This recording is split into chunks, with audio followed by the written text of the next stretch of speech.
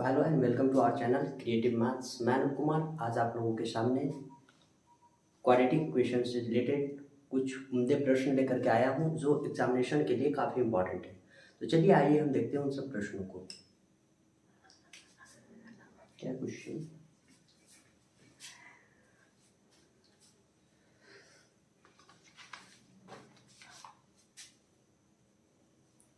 Is it possible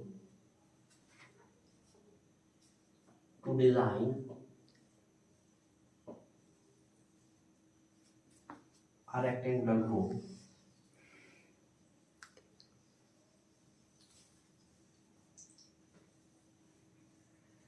groove whose length is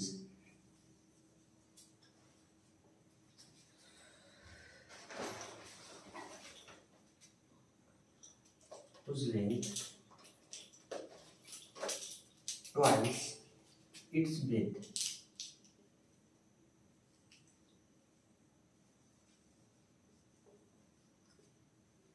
and area is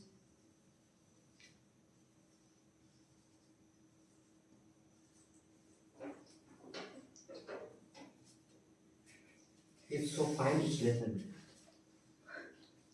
If so find its length and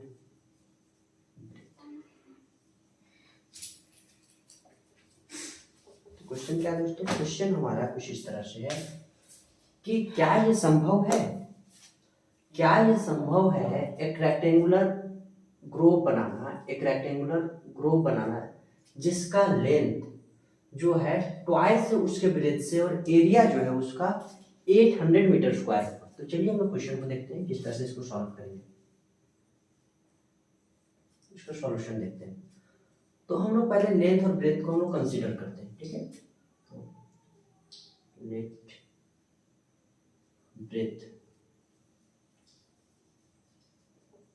of Grove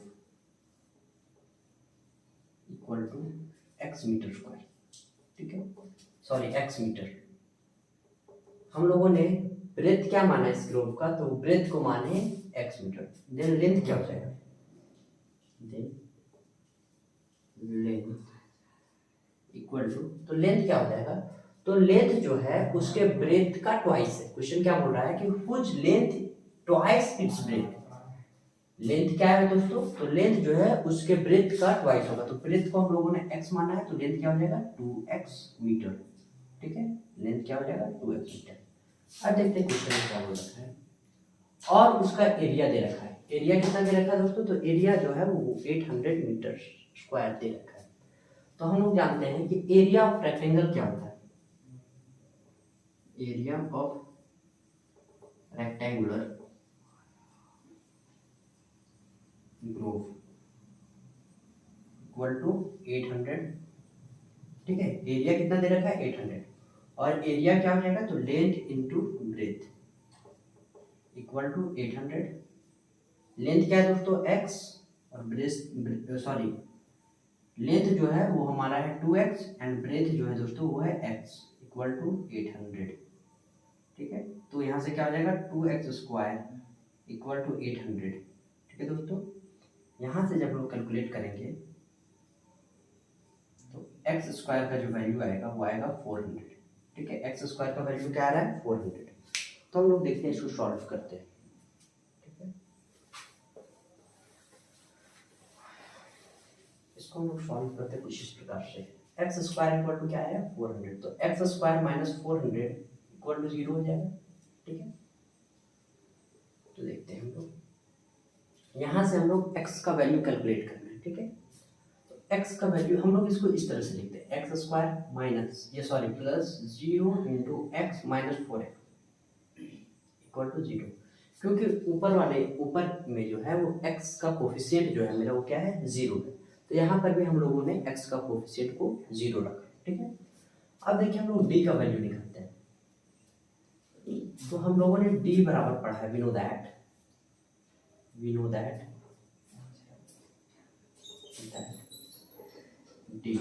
d का value क्या होता है दोस्तों, तो b square minus 4ac ठीक है। डी का वैल्यू क्या होता है, डी स्क्वायर माइनस 4ac। यहाँ से डी का वैल्यू हमारा दोस्तों 0 है, तो 0 का स्क्वायर 0 हो जाएगा, -4 इंटू ए का वैल्यू दोस्तों मेरा 1 है, और सी का वैल्यू दोस्तों -400। ठीक है, तो यहाँ से जब कैलकुलेट करेंगे, तो जब इसको मल्टीप्लाई करेंगे तो -4 इंटू 400 करेंगे तो क्या आ जाएगा दोस्तों 1600। डी मेरा क्या है 1600, और 1600 जो मेरा है वो ग्रेटर देन 0। ठीक है दोस्तों, 1600 मेरा क्या है 0 से बड़ा है, तो ये आ गया ग्रेटर देन 0। तो यहाँ पे हम लोग क्या लिखेंगे, अगर डी का वैल्यू लेस देन 0 आता है तो वैसा कोई ग्रुप बनाना पॉसिबल नहीं होता, वैसा कोई बगिया बनाना, वैसा कोई पार्क बनाना पॉसिबल नहीं होता। बट यहाँ हम लोग क्या देख पा रहे हैं कि डी का वैल्यू जो है हमारा, वो डी का वैल्यू जो है वो ग्रेटर देन 0 आ रहा है, तो यहाँ पे ऐसा कंडीशन पॉसिबल हो सकता है। ठीक है, तो हम लोग देखते हैं। Hence, it is possible to make such type of growth, such type of growth। ठीक है, growth। ठीक है, अब हम लोगों को x का वैल्यू कैलकुलेट करना है, तो x जो है मेरा इस इक्वेशन का रूट होगा, तो हम लोगों ने रूट्स इक्वल टू क्या पढ़ा है, x इक्वल टू या रूट्स इक्वल टू एक फॉर्मूला होता है -d plus minus √d divided by 2। ठीक है, ये फॉर्मूला होता है। अब देखिए यहाँ पे हम लोग वैल्यू सब्स्टिट्यूट करते हैं सबका, यहाँ से क्या आ जाएगा x इक्वल टू -b का वैल्यू दोस्तों हमारा 0 है, प्लस माइनस √d का वैल्यू दोस्तों 1600 है। ठीक है, d का वैल्यू क्या है दोस्तों, तो d का वैल्यू जो हमारा 1600 है। ठीक है, बाई 2a, तो 2 इंटू ए का वैल्यू दोस्तों हमारा 1 है। यहाँ से जब कैलकुलेट करेंगे तो प्लस माइनस 600 का जब स्क्वायर रूट कैलकुलेट करेंगे तो आएगा 40 डिवाइडेड बाई 2, तो यहाँ से x का वैल्यू आएगा 20 एंड -20। x का दो वैल्यू आ रहा है दोस्तों, क्या आ रहा है 20 एंड -20, और x मेरा क्या था, तो हम लोगों ने x को जो है वो इस रेक्टेंगुलर ग्रोव का जो है वो ब्रेथ कंसीडर किया था। ठीक है, x को जो है हम लोग क्या कंसीडर किया था, ब्रेथ कंसीडर किया था। ब्रेथ इसका क्या था, ब्रेथ जो है वो हम लोग जो है x कंसीडर किया था, x मीटर। x का मेरा दो वैल्यू आया, एक +20 एक -20। तो मैं आप लोगों से एक सवाल पूछना चाहता हूँ, क्या कोई लेंथ मेरा नेगेटिव कभी पॉसिबल हो सकता है? तो किसी भी चीज का लेंथ जो है वो नेगेटिव कभी नहीं हो सकता है, तो ये वैल्यू जो है मेरा वो रिजेक्ट हो जाएगी, ये वैल्यू को हम लोग कंसीडर नहीं करेंगे। क्यों नहीं कंसीडर करेंगे, x का वैल्यू तो हमारा दोनों है, ठीक है, बट एक नेगेटिव है एक पॉजिटिव है, तो हम लोग नेगेटिव वैल्यू को कंसीडर नहीं करेंगे, क्योंकि किसी भी चीज का लेंथ जो है वो नेगेटिव कभी पॉसिबल नहीं हो सकता है। ठीक है, तो यहाँ से x का वैल्यू क्या आ जाएगा 20 मीटर। अब लेंथ हम लोगों ने उसका क्या कंसीडर किया था, तो लेंथ था मेरा 2x मीटर। ठीक है, तो 2 इंटू एक्स का वैल्यू दोस्तों, तो x का वैल्यू हमारा आ रहा है 20, मीन्स क्या आ जाएगा 40 मीटर। तो ये हमारा इस क्वेश्चन का आंसर था। ठीक है, तो चलिए आगे का क्वेश्चन को हम लोग देखते हैं।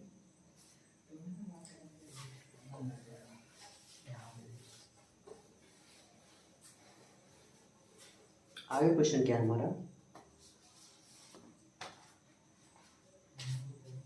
5th नंबर क्वेश्चन देखिए, is it possible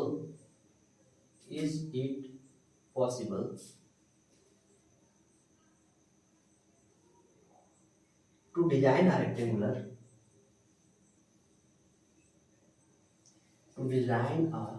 a rectangular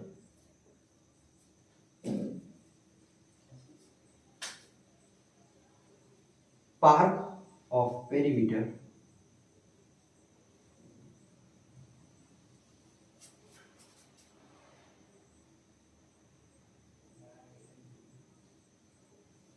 80 metre square, sorry 80 metre, and area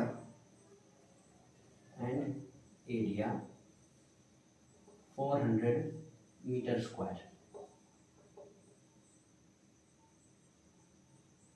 If so, find its length and breadth. If so, find its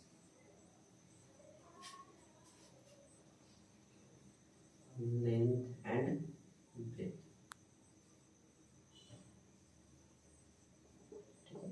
को फाइंड आउट करना है।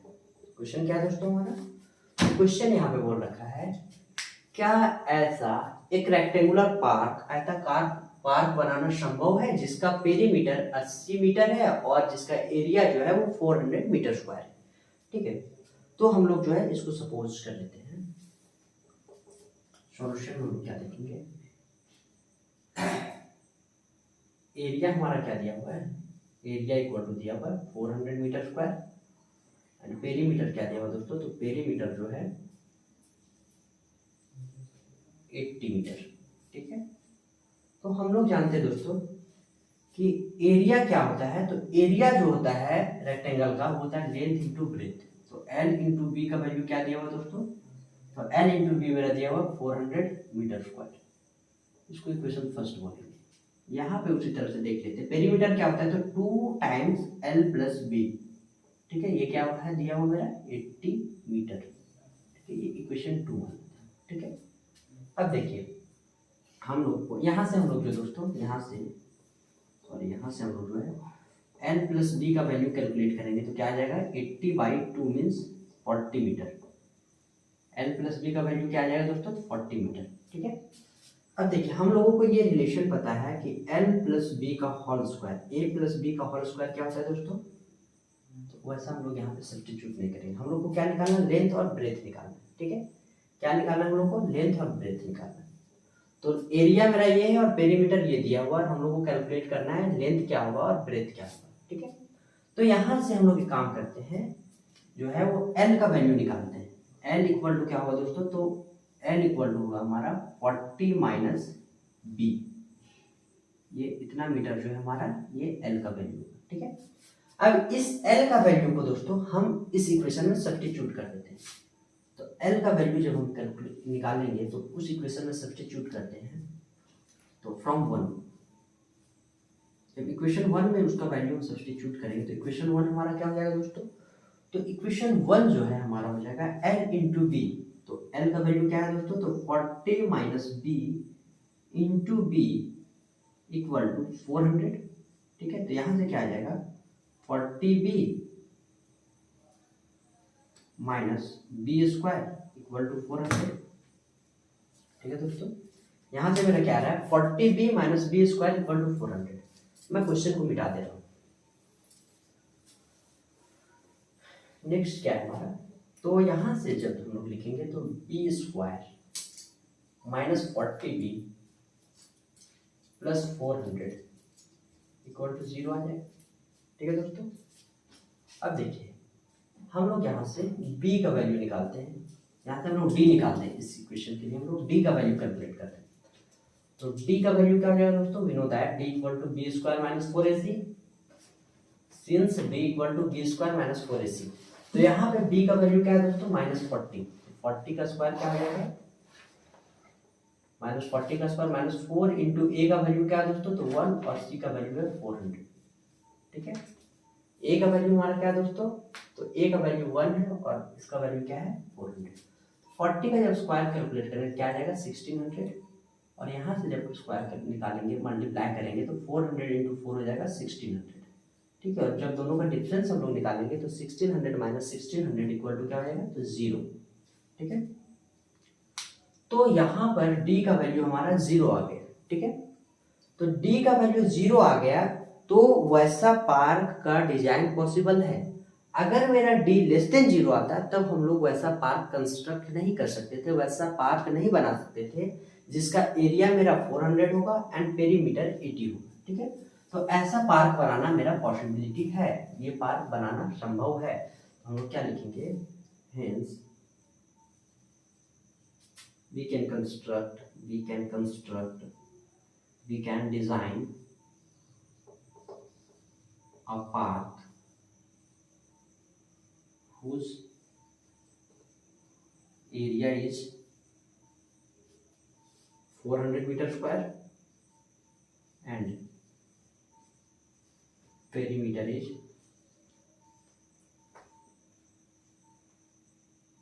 80 मीटर।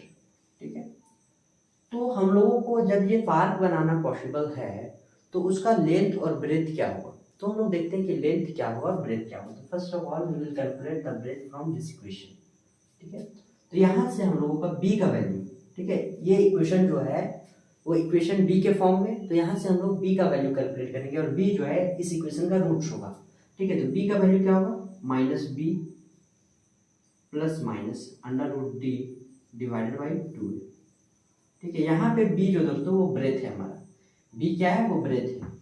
तो माइनस बी का वैल्यू क्या है दोस्तों, तो माइनस 40 प्लस माइनस डी का वैल्यू क्या है दोस्तों, 0 डिवाइडेड बाई 2 इंटू ए का वैल्यू हमारा 1 है, ठीक है। तो यहाँ से हम लोग देखते हैं b इक्वल टू क्या आ जाएगा, तो minus into minus plus 40 plus minus 0 divided by 2। तो यहाँ से b का वैल्यू हमारा आ जाएगा, वो आ जाएगा 20। b का वैल्यू क्या आएगा हमारा दोस्तों, तो b का वैल्यू जो है वो 20 आएगा, ठीक है।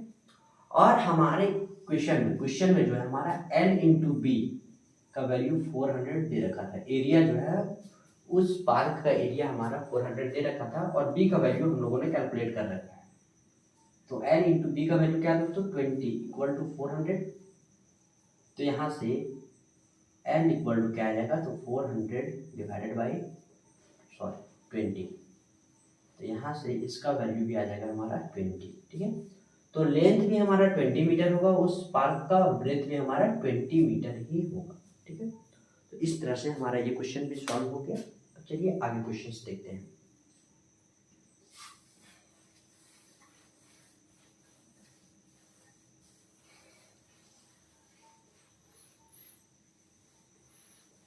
क्वेश्चन क्या नेक्स्ट हमारा, अब मैं क्वेश्चन थोड़ा लॉन्ग है तो मैं क्वेश्चन लिखने का प्रयास नहीं करता हूँ, क्वेश्चन आप लोगों को समझाता हूँ क्वेश्चन क्या बोल रहा है। तो देखिए क्वेश्चन क्या बोल रहा है हमारा, is this following situation possible, क्या ऐसा कंडीशन पॉसिबल है। अगर ऐसा कंडीशन पॉसिबल है, क्या कंडीशन मेरा दिया हुआ है वो देखिए, कि the sum of the ages of two friends, दो फ्रेंड्स हैं उनके एजेस का सम जो है वो 20 ईयर्स है, ठीक है।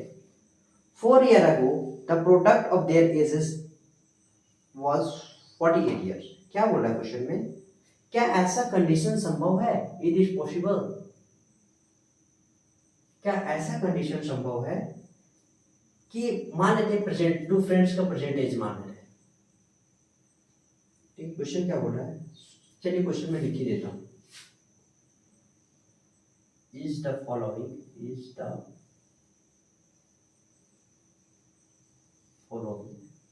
Situation possible.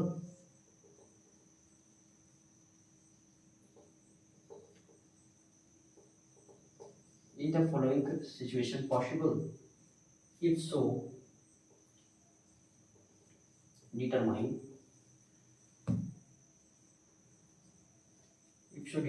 their present ages.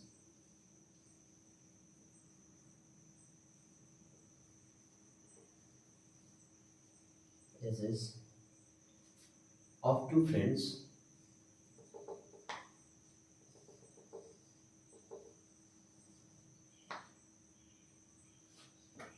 is 20 years. Is 20 years. 4 years ago. 4 years ago. The product of their ages in year was, the product of their ages in year was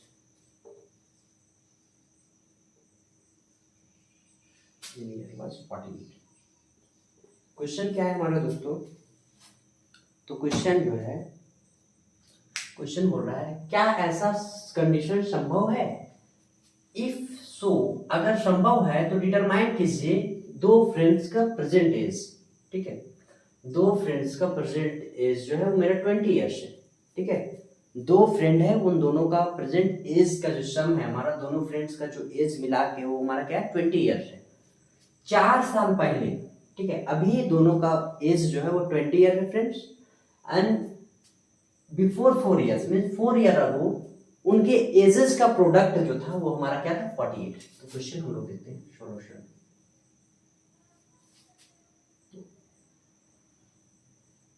present age of first friend, present age of first friend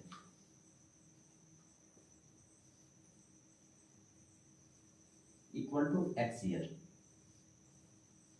then second का क्या हो जाएगा, second का present as क्या हो जाएगा, second friend का present हो जाएगा दोस्तों हमारा, दोनों का सम जो है वो 20 है, तो फर्स्ट का अगर x है तो सेकेंड का क्या हो जाएगा 20 माइनस एक्स ईयर, क्या हो जाएगा 20 माइनस एक्स ईयर। ठीक है, अब क्वेश्चन में क्या बात करना है, 4 ईयर बिफोर, तो 4 ईयर बिफोर इसका एज क्या हो जाएगा दोस्तों, तो अभी इसका एज अगर 4 ईयर है तो 4 साल पहले इसका एज क्या होगा, तो x माइनस 4। ठीक है, अगर मैं बोलूं कि अभी किसी का एज जो है वो 10 ईयर है, तो 4 ईयर बैक 4 साल पहले उसका एज क्या होगा, तो 10 माइनस 4 यानी कि 6, तो अभी यहाँ x है तो यहाँ पे क्या हो जाएगा x माइनस 4। इसका 4 साल पहले क्या हो जाएगा दोस्तों, तो इसका जो एज हो जाएगा वो हो जाएगा 20, इसका एज क्या हो जाएगा 20 minus x minus 4 mean 16 minus 4, sorry 16 minus x हो जाएगा, और दोनों का प्रोडक्ट जो है दोस्तों वो क्या है हमारा 48, दोनों का प्रोडक्ट क्या है, दोनों को जब प्रोडक्ट करेंगे तो क्या होगा मेरा 48, ये हमारा क्वेश्चन बोल रहा था। ठीक है, अब देखिए हम लोग इसको मल्टीप्लाई करते हैं, तो मल्टीप्लाई करेंगे क्या हो जाएगा 16x minus x square minus 64 plus 4x equal to 48। ठीक है, जब यहां से कैलकुलेट करेंगे ये सारे टर्म को हम राइट साइड ले जाते हैं, तो क्या हो जाएगा x square minus 20x 16x and 4x 20x इधर जाएगा तो माइनस 4x, और जब इसको हम लोग इधर ले जाएंगे तो क्या हो जाएगा, तो प्लस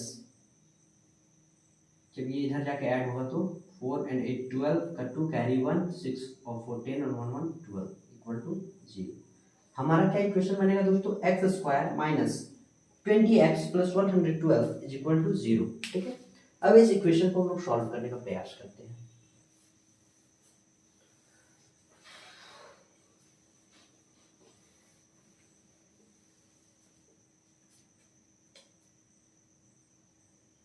क्या इक्वेशन हमारा एक्स स्क्वायर माइनस, तो यहाँ पे a का वैल्यू दोस्तों हमारा 0 है, सॉरी 1 है, b का वैल्यू हमारा क्या है, तो b का वैल्यू जो है वो -20 है, और c का वैल्यू जो है वो 112 है। ठीक है, तो यहाँ से जब हम लोग d कैलकुलेट करेंगे तो b स्क्वायर माइनस 4ac, तो d का वैल्यू क्या है, b का वैल्यू क्या है -20 का स्क्वायर माइनस 4 इंटू a का वैल्यू 1 और c का वैल्यू 112। ठीक है, तो इसका जब कैलकुलेट करेंगे तो 400 माइनस, तो इसको सॉल्व करेंगे तो क्या आएगा दोस्तों, तो इसको जब हम लोग सॉल्व करेंगे तो सॉल्व करने के बाद यहाँ से आएगा 448। ठीक है, यहाँ पे क्या आ जाएगा 448। जब इसको हम लोग सब्ट्रैक्ट करेंगे तो सब्ट्रैक्ट करने के बाद हमारा क्या आ रहा है, तो सब्ट्रैक्ट करने के बाद -48 आ रहा है जो कि लेस देन 0।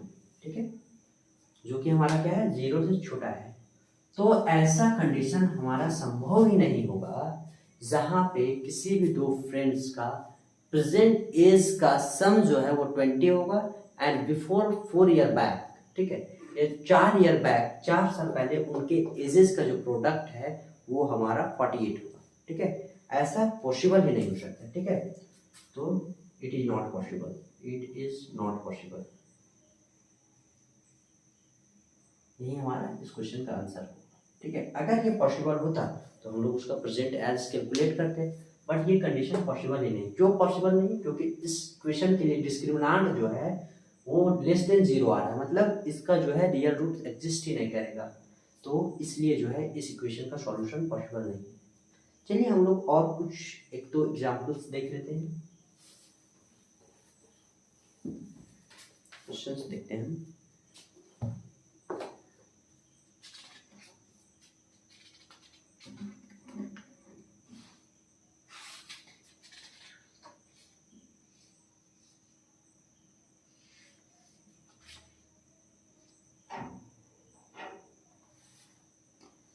एक इक्वेशन है दोस्तों हमारा इस तरह से 3x square minus 2x plus 1/3 equal to 0। ठीक है, क्या करना है इस इक्वेशन के लिए, find the roots of the equation if possible. अगर इस इक्वेशन के लिए रूट्स पॉसिबल है तो उस रूट्स को हम लोग निकालते हैं। तो देखते हैं हम लोग ये इक्वेशन के लिए रूट्स पॉसिबल कब होता है। ये हम लोगों ने आपको जो है वो इस चैप्टर के फर्स्ट क्लास में बताया था कि किसी भी क्वाड्रेटिक इक्वेशन का रूट्स तभी पॉसिबल होता है जब उसका डिस्क्रिमिनेंट है वो ग्रेटर देन और इक्वल टू जीरो होता है। ठीक है, अगर डिस्क्रिमिनेंट का वैल्यू किसी भी क्वाड्रेटिक इक्वेशन के लिए अगर डिस्क्रिमिनेंट हमारा जीरो के बराबर हो या जीरो से बड़ा हो तभी उस इक्वेशन का हमारा रूट्स जो है वो एग्जिस्ट करता है। ठीक है, तो हम लोग देखते हैं कि इस पे डिस्क्रिमिनेंट पहले कैलकुलेट करते हैं। तो सबसे पहले हम लोग जो है इस इक्वेशन का एलसीएम ले लेते हैं। एलसीएम हमारा क्या होगा दोस्तों 3, और जब इसको सॉल्व करेंगे क्या हो जाएगा 9x² - 6x + 1 = 0। तो 9x² - 6x + 1 = 0, ये हमारा इक्वेशन। ठीक है, यहाँ से a का वैल्यू क्या है दोस्तों तो 9 है, b का वैल्यू क्या है दोस्तों तो -6 है, और c का वैल्यू जो है हमारा 1। तो यहाँ से जब d कैलकुलेट करेंगे तो वी नो दैट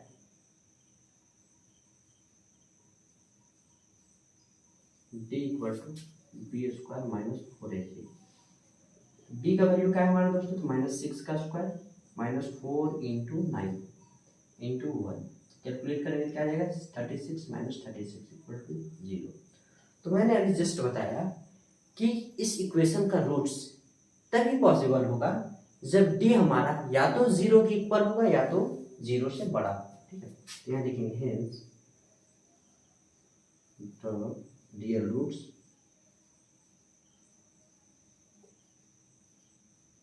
एग्जिस्ट। ठीक है, अर्थात क्या हुआ इसका वास्तविक मूल्य जो है वो एग्जिस्ट करेगा।